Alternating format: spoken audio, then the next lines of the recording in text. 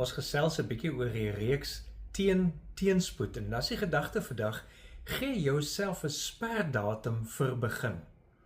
Teenspoed het 'n manier om 'n mens vas te hou en jou ook terug te hou.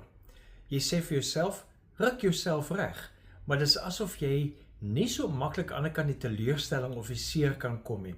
Jy raak as dit ware gevangene van jou eie onbeweeglikheid, van jou eie onsekerheid. Ek lees hierdie interessante gedeelte waarmee God vir Israel herinner, hulle hoef nie langer in ballingskap te bly nie.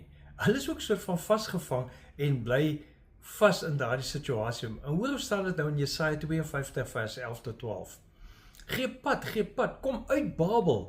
Moenie aan iets raak wat onrein is, kom uit daar. Sorg dat julle rein is, julle wat die tempelgereedskap dra.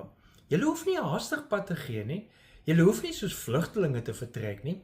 Die Here gaan voor julle uit. Die God van Israel kom agter julle aan.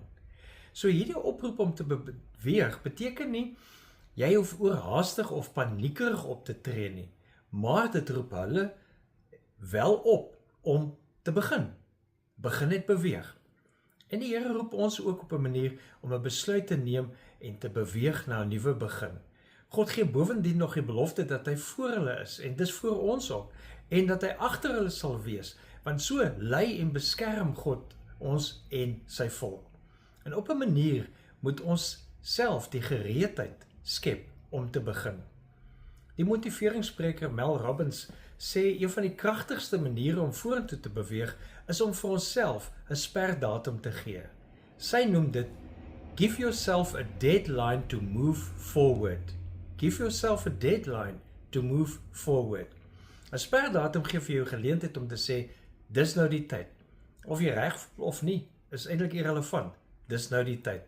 Dalk is dit nou die oomblik wat God in jou lewe vir jou sê, dis nou tyd. Dis nou die tyd om aan te beweeg, om te vergewe, om genesing te vind, om nuwe dinge te begin, of wat ook al.